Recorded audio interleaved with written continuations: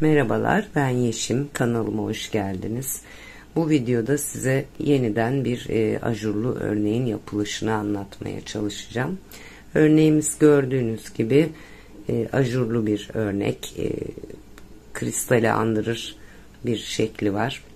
Hoş bir örnek. Hırkalara, kazaklara, yeleklere, yani birçok yerde kullanıp değerlendirilebilecek bir örnek. Hafif 3 boyutlu gibi. Etek ucunda dalgalanmalar var. Tabi bu lastik yaparsanız bu dalgalanma kalmaz. İsterseniz de bu şekilde altta lastik kullanmadan da örebileceğiniz bir örnek. Arkadan görüntüsü de bu şekil. Kolay bir örnek. Herkesin rahatlıkla örebileceği bir örnek. Şöyle biraz daha yakından göstereyim. Güzel, hoş bir örnek. Örnek 8 ve 8'in katlarından oluşuyor. Artı 1, artı 2 de kenar ilmeği mevcut. Burada akrilik bir iplik kullandım. 3,5 numara şiş kullandım. Şimdi size göstereceğim örnek parçadaysa pamuklu bir iplik ve 3,5 numara şiş kullanacağım gene. Bunun dışında örnekle ilgili söyleyeceğim herhangi bir şey yok. Birinci sıradan itibaren başlayacağız. Ben gene buradaki gibi bir sıra haroşa ördüm. Altta taban oluştursun diye. Yeterli sayıda ilmeği şişime aldım. 8'in katları artı 3 ilmek olarak ilmek sayılarımı ayarladım. Örneğime birinci sıradan başlıyorum. İlk 2 ilmeği düz örüyorum. Burada yarım bir örneğimiz olacak. Onun için yarım bir çalışma yapıyoruz. Diğer 2 ilmeği yönlerini değiştirerek sola doğru keserek alıyorum. 2 düz ilmek ördüm. Bir artırdım. 2 ilmeği sola doğru kestim. Bir ilmek düz örüyorum. Bir ilmek ters örüyorum. Şimdi bütün bir örnek yapacağız. Bir düz ilmek örüyorum. 2 düz ilmeği beraber sağa doğru kesiyorum. Bir artırıyorum. Bir düz örüyorum. Tekrar bir artırıyorum. Sıradaki 2 ilmeğin yönlerini değiştiriyorum. Arka taraftan beraber örerek kesiyorum. Bir düz ilmek örüyorum. Tekrar edeceğimiz yere geldik. Bir ters örüyorum. Bir düz örüyorum. 2 düz ilmeği beraber 2 ilmeği düz beraber sağa doğru keserek alıyorum. Bir artırıyorum.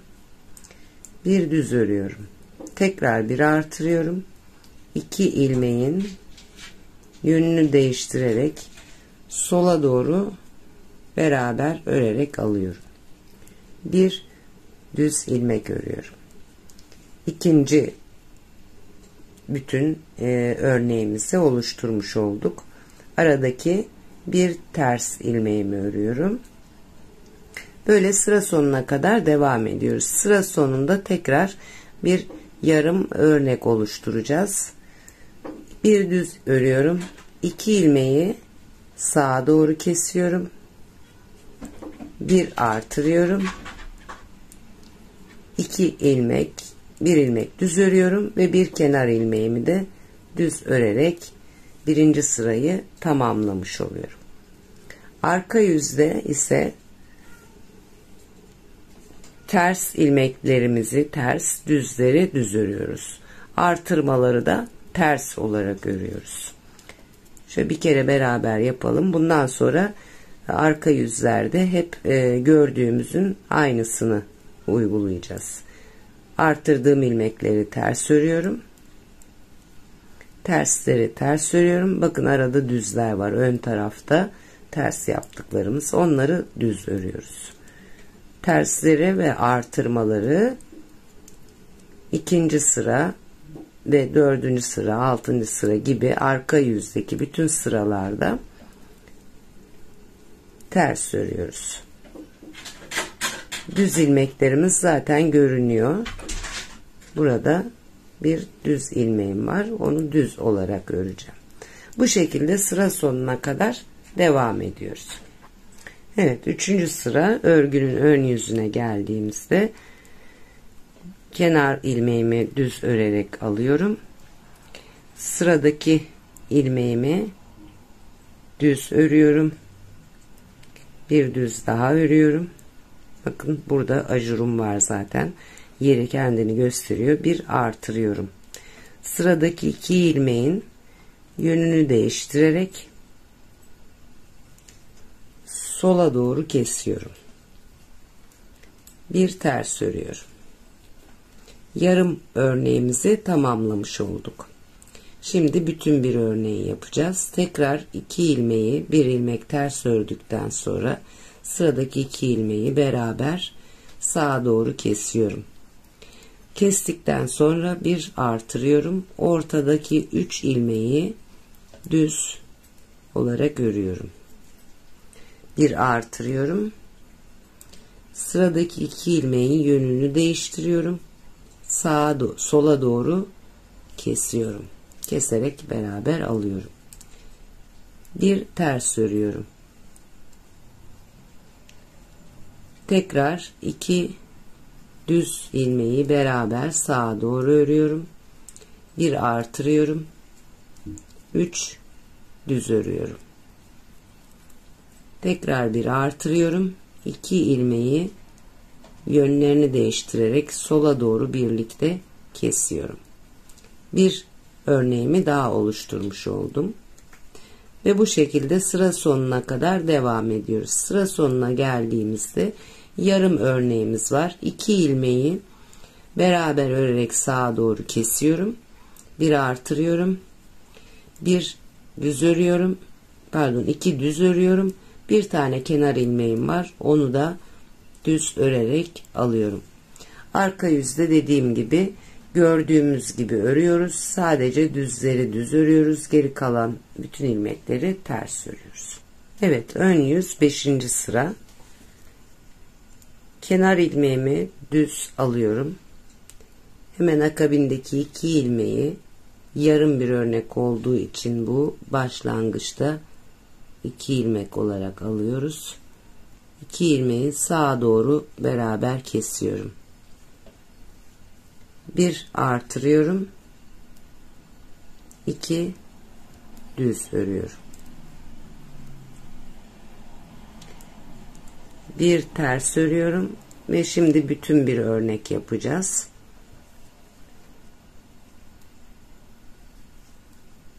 Bir düz örüyorum.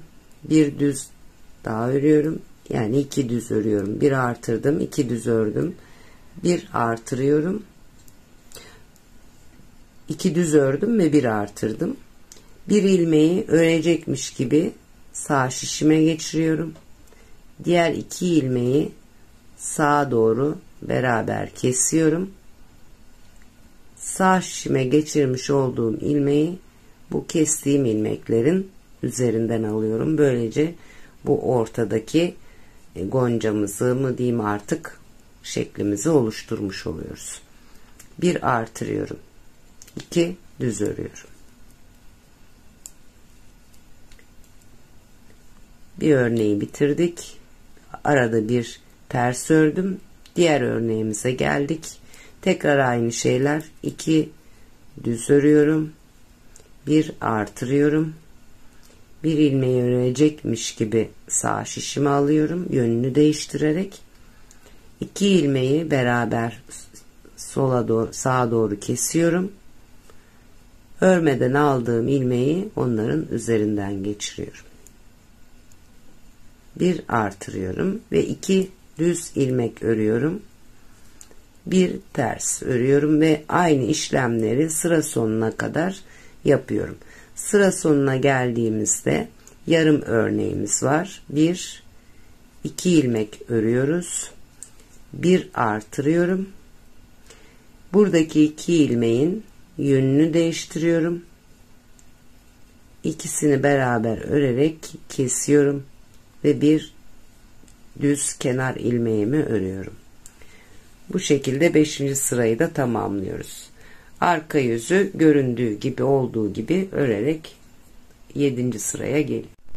Evet, 7. sıra ön yüze geldiğimizde şimdi bu aradan diğer örneğin açılışını yapacağız. İlk ilmeğimi, kenar ilmeğim bu, düz olarak alıyorum ve yanındaki ilmeği, bir ilmeği ters örüyorum. Sonra 7 düz ilmek örüyorum. 1 2 3, bu aradaki ters ilmeği de düz ilmek olarak örüyorum. 4 5 6 7.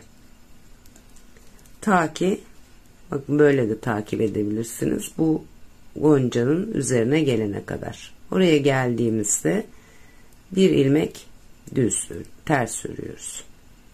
Tekrar 7 ilmek düz. 1 2 3 4 5 6 ve 7. Buradaki ters ilmeğin üzerini de düz olarak ördüm. Bir ters örüyorum. Ve tekrar 7 düz olarak sıra sonuna kadar devam ediyoruz. Sıra sonuna geldiğimizde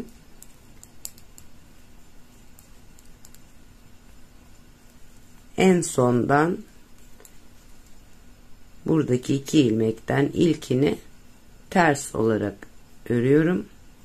Sondaki kenar ilmeğimi de düz örerek 7. sırayı da tamamlamış oluyorum.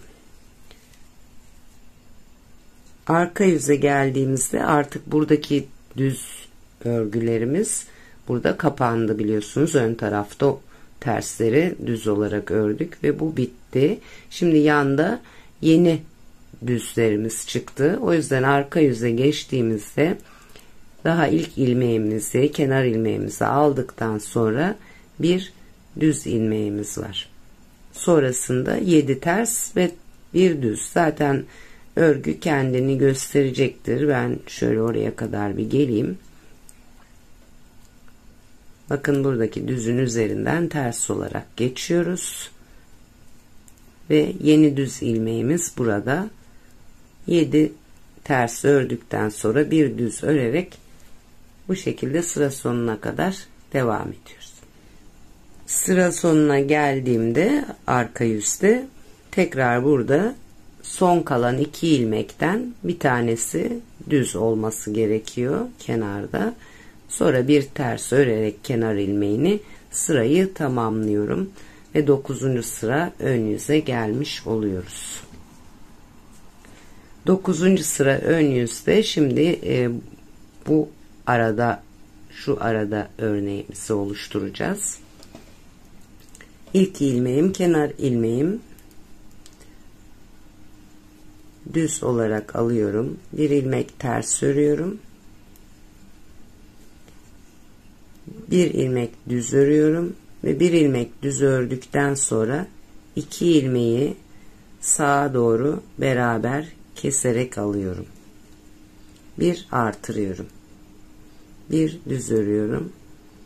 Bir artırıyorum. 2 ilmeğin yönünü değiştirerek sola doğru kesiyorum. Ve bir düz örüyorum. Arkasından bir ters örüyorum ve tekrar aynı işlemleri yapıyorum. Bir düz örüyorum. 2 sağa doğru beraber kesiyorum örerek, düz örerek. Bir artırıyorum. Bir düz örüyorum. Tekrar bir artırıyorum. 2 ilmeğin yönünü değiştiriyorum. Beraber sola doğru örerek kesiyorum. Bir düz örüyorum. Tekrar bir ters. Bu şekilde sıra sonuna kadar devam ediyorum. Bir düz, 2 beraber sağa doğru kesiyorum, bir artırıyorum, bir düz örüyorum, bir artırıyorum, 2 beraber sola doğru kesiyorum, bir düz örüyorum. Sıra sonuna geldiğimde bir ters örüyorum ve bir kenar ilmeğim var. Düz olarak kenar ilmeğimi örüyorum. Arka sırada düzleri düz, tersleri ters örerek sırayı tamamlıyorum. Evet, 11. sıra ön yüzdeyim. Şimdi 3 aşağı 5 yukarı örneğin durumu belli oldu. Bu kapanıyor. Bu kapanırken buradan aynısı tekrar açılıyor. Burada yaptıklarımızın aynısını yukarıda yapıyoruz. Sadece yeri kaymış oluyor. Paralelinde yapmış oluyoruz. 11. sıra ön yüz, bir kenar ilmeğimi düz örerek alıyorum. Bir ters örüyorum. 2 ilmeği beraber sağa doğru keserek alıyorum. Bir artırıyorum. Ortadaki 3 ilmeği düz örerek alıyorum. Tekrar bir artırıyorum. 2 ilmeğin yönünü değiştiriyorum. Beraber sağ sola doğru keserek alıyorum. Bir ters örüyorum. Sıranın sonuna kadar bu şekilde devam ediyorum. 2 ilmeği beraber sağa doğru kesiyorum. Bir artırıyorum. Ortadaki 3 ilmeği beraber bir düz örerek alıyorum. 2 ilmeğin bir artırıyorum. 2 ilmeğin yönünü değiştirerek sola doğru kesiyorum. Bu şekilde sıra sonuna kadar devam ediyoruz. Gördüğünüz gibi oldukça kolay bir örnek. Herkesin rahatlıkla yapabileceği kadar kolay diyebilirim.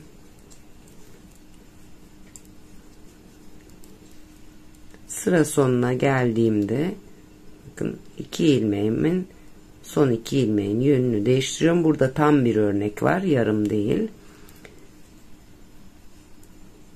Bir ters örüyorum ve bir düz kenar ilmeğimi örerek 11. sırayı da tamamlamış oluyorum.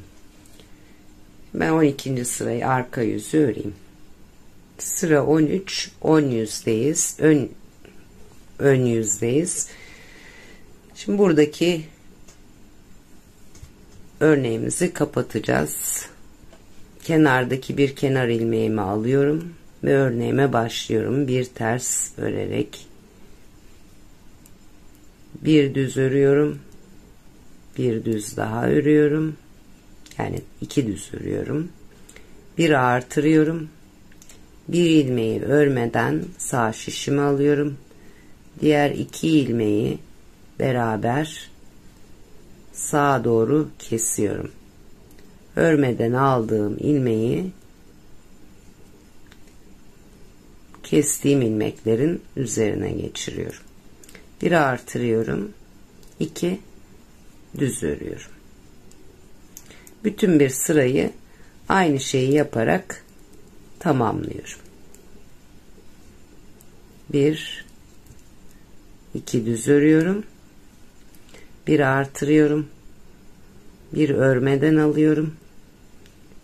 2 ilmeği sağa doğru kesiyorum. Örmeden aldığım ilmeği kestiklerimin üzerinden geçiriyorum. Böylece 3 ilmeği kesmiş oluyorum. Bir artırıyorum. 2 düz örüyorum. Bu şekilde sıra sonuna kadar devam ediyoruz. Bu sırada bütün bir örneğimiz olduğu için sıra sonu normal bir örnekle bitiyor. Arka sırada da gördüğümüz gibi örerek bu sırayı da tamamlamış oluyoruz.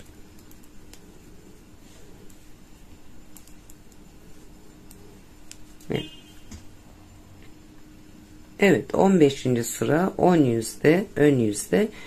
Yeniden örneğimizi ortaya doğru, şu ikisinin ortasına getireceğiz. Burayı kapatacağız. Orada yeni bir örnek oluşturacağız.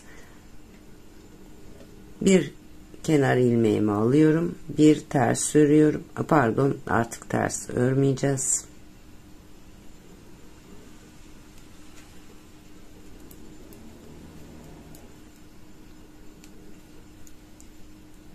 Düz örüyorum. 2 3 4 5 düz örüyorum şu ortaya gelene kadar.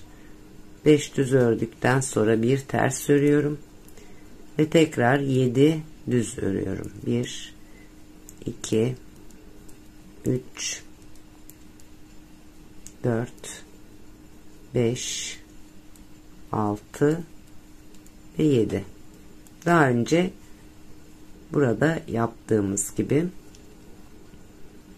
bu tek ilmeğimizin, ajurların ortasındaki tek ilmeğimizin üstüne gelene kadar 7 ilmek örüyoruz ve o ilmeği ters örüyoruz. 7 düz örüyoruz, bir ters örüyoruz. Bu şekilde sıra sonuna kadar gidiyoruz ve artık örneğimizin yerini tekrar kaydırmış oluyoruz. Evet, örneğimiz bu şekilde. Sıra sonuna kadar bu şekilde örüyoruz. Tekrar birinci sıradan itibaren yaptıklarımızın aynısını yaparak örgümüzü yukarıya doğru istediğimiz kadar ilerletiyoruz. Ben bir iki örnek daha yukarıya kadar çıkayım. Böylece burada da örneğimiz nasıl görünüyor görelim. Gerçi şu anda da belli oluyor ama biraz daha net bir görüntü olsun istiyorum. Evet, ben örneği biraz daha yukarı doğru çıkardım. Bakın, oldukça güzel duruyor. Pamuklu iplikle de oldukça hoş. Tabi biraz daha esnek, böyle ütülediğiniz zaman tiril tiril bir yazlık, hırka, yelek veyahut işte bluz olabilir. Buradaki görüntüsü de bu şekildeydi. Her ikisi de oldukça hoş duruyor. Nasıl isterseniz o şekilde değerlendirebileceğiniz hoş, güzel bir örnek olduğunu düşünüyorum. Yapacak olanlara şimdiden kolay gelsin diyorum. Buraya kadar izlediğiniz için teşekkür ediyorum. Eğer halen daha izlemeye devam ediyorsanız kanalıma abone olmayı, yorumlara öneri ve görüşlerinizi yazmayı ihmal etmezseniz sevinirim. Sağlıcakla kalın, hoşça kalın. Başka bir videoda görüşmek üzere.